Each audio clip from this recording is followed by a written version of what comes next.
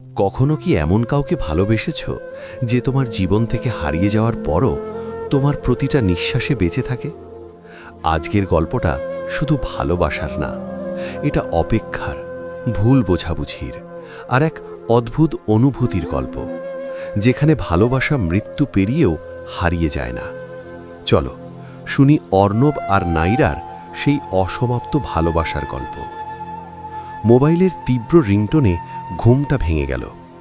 চোখ মেলতেই দেখি সকাল না, দুপুর 12টা।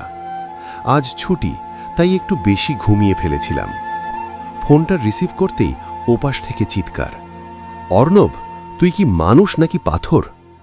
আমি বুঝে গেলাম এই ভয়ঙ্কর কণ্ঠ একটাই, নাইরা। কি হয়েছে আবার? আজ আমার জন্মদিন আর তুই ভুলে গেছিস? মাথায় হাত, সত্যিই ভুলে গেছি। সরি নাইরা, আমি এখনই আসছি।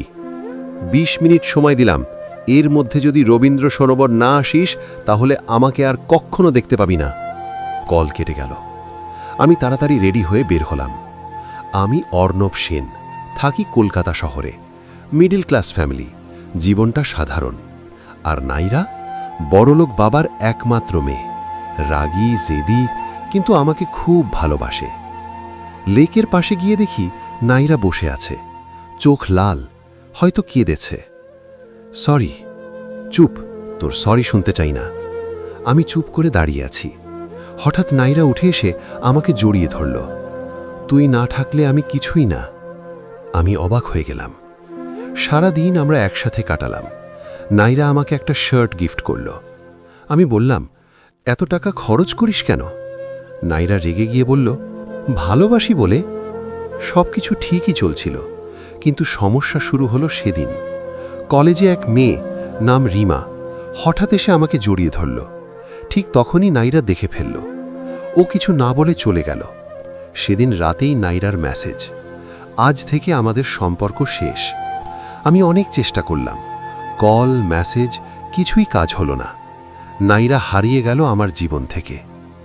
2 বছর কেটে গেল। আমি এখন একটা ছোট চাকরি করি। একদিন হঠাৎ একটা চিঠি পেলাম। খাম খুলতেই হাত কেঁপে উঠল। চিঠিটা নাইরার। চিঠিতে লেখা ছিল, অর্ণব, জানি তুমি আমার ওপর রাগ করো, কিন্তু বিশ্বাস করো, আমি তোমাকে ভুল বুঝেছিলাম। যেদিন তোমাকে ওই মেয়ের সাথে দেখেছিলাম, সেদিনই আমার লাইফটা বদলে যায়।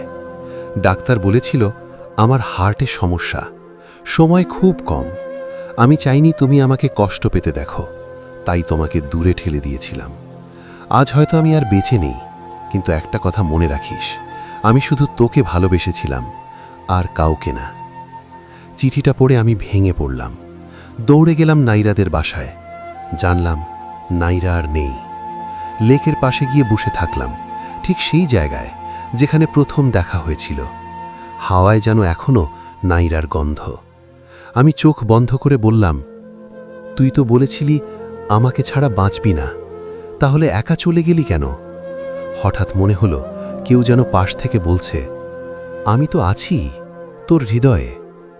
আমি চোখ খুললাম, কেউ নেই, শুধু একটা শুকনো গোলাপ পড়ে আছে পাশে।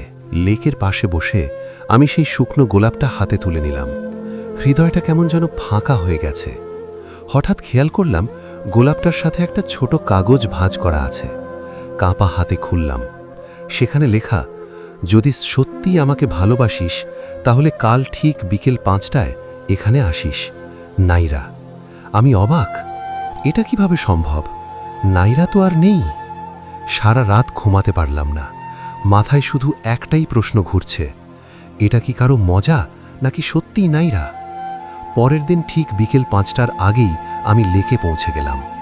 হৃদয়পিণ্ডটা জোরে জোরে ধুকফুক করছে। সময় হলো 5টা। চারপাশে তাকালাম, কেউ নেই। 5টা 10, 5টা 15। আমি ধীরে ধীরে ভেঙে পড়ছিলাম। ঠিক তখনই পিছন থেকে এক পরিচিত কণ্ঠ, অর্ণব। আমার শরীরটা কেঁপে উঠল। ধীরে ধীরে পিছনে ঘুরলাম।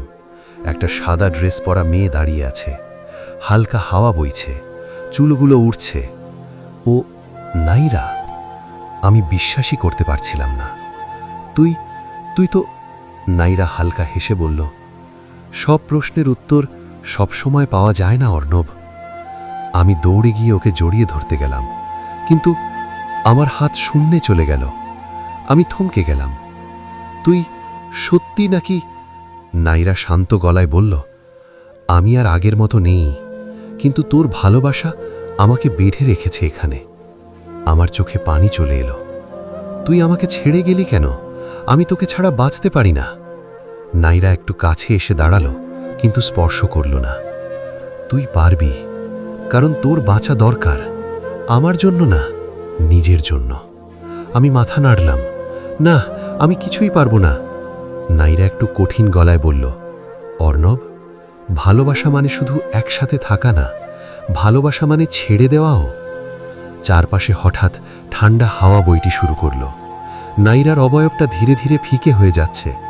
না, যাস না, প্লিজ, আমি চিৎকার করলাম। নাইরা শেষবারের মতো হেসে বলল, আমি সব সময় তোর সাথে আছি, কিন্তু তুই সামনে এগিয়ে যা। আর মুহূর্তের মধ্যেই সে হারিয়ে গেল। আমি একা দাঁড়িয়ে রইলাম। হঠাৎ দেখি আমার পায়ের কাছে আবার একটা লাল গোলাপ পড়ে আছে। এবার একটা শুকনো না, একদম তাজা। আমি গোলাপটা তুলে নিলাম। মনে হলো নাইরা সত্যি গেছে, কিন্তু তার ভালোবাসা এখনো বেঁচে আছে। সেই দিন থেকে আমি প্রতিদিন লেকে যাই, কিন্তু আর কখনো নাইরাকে দেখি না। তবুও মাঝে মাঝে হাওয়ায় ভেসে আসে সেই পরিচিত কণ্ঠ, অর্ণব, আমি আছি। ভালোবাসা কখনো শেষ হয় না, শুধু মানুষটা দূরে চলে যায়। অর্ণবের জীবনে নাইরা নেই, কিন্তু তার ভালোবাসা এখনো বেঁচে আছে। হয়তো আমাদের জীবনেও এমন কেউ আছে যাকে আমরা হারিয়েছি, কিন্তু ভুলতে পারিনি। আপনার কি এমন কোনো গল্প আছে? কমেন্টে জানাতে ভুলবেন না। ভিডিওটা ভালো লাগলে একটা লাইক দিন, আর এমন গল্প শুনতে সাবস্ক্রাইব করুন আমাদের চ্যানেল। আবার দেখা হবে নতুন কোনো গল্পে। ততক্ষণ পর্যন্ত ভালো থাকুন।